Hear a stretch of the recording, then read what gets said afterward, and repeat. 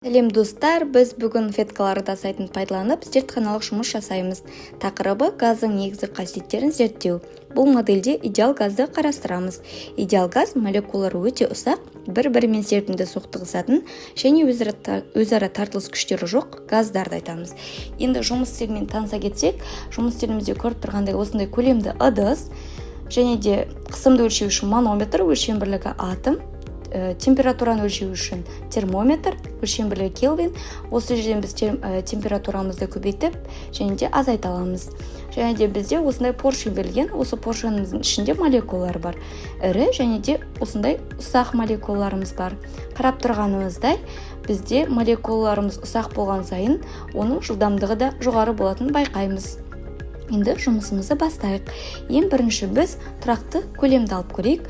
Тұрақты көлемде біз осылай бірнеше молекулаларды жіберейік.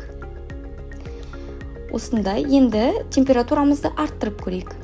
Температурамызды арттырған кезде біз молекулалардың жылдамырақ қозғалатынын көреміз. Яғни олар жылдамырақ қозғалған сайын біздің қысымымыз арта бастайды. Енді біз температурамызды төмендетсекші.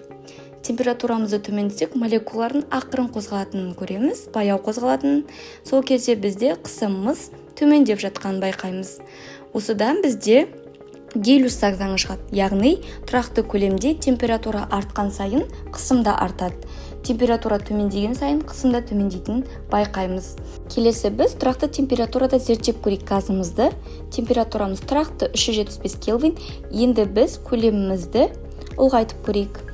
Көлемімізді ұлғайтқан кезде біздің қысымымыз төмендейді, байқап тұрғанымыздай.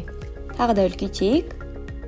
Қысымымыз төмендеді. Енді біз газымызды сықсақ, яғни көлемін кішірейтсек, біздің қысымымыз жоғарылап жатыр, байқағанымыздай. Яғни бұдан шығатын бізде Бойл-Мариот заңы. Тұрақты температурада көлем азайғанда қысым өседі, көлем ұлғайғанда қысым төмендейді деген қорытынды шығады. Енді біз тұрақты қысымда қарастырып көрейік.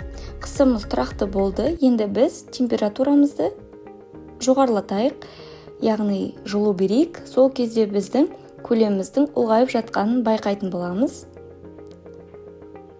Көлеміміз ұлғайды. Енді температураны төмендетіп көрсек, қандай процесс байқайтынымызды көрейік. Температурамызды төмендетеміз. Температураны төмендетсек, біздің көлеміміздің кішірейгенін байқаймыз. Енді бұдан шығатын заң бізде Чарльз заңы, яғни тұрақты қысымда температура артқанда көлем де артады, ал температура кемігенде көлем де кемитіні шығады. Қорыта айтсақ, тәжірибемізде көрсеткеніміздей газдың қысымы, көлемі және температурасы бір-бірімен тығыз байланысты шамалар. Енді ең бірінші бізде тұрақты көлемде Гелиус заңы орындалады. Ол дегеніміз температурамыз өскен сайын бізде қысымымыз да арта береді. Келесі бізде Бойл-Мариот заңы, яғни тұрақты температурада көлем азайғанда қысым өседі. Келесі қысым тұрақты болған, ол бізде Чарльз заңы. Бұл кезде температура артқанда көлем де артады. Осы заңдар газдардың мінез-құлқын сипаттап, молекулалық кинетикалық теорияның негізгі дәлелі болып табылады. Назарларыңызға рахмет.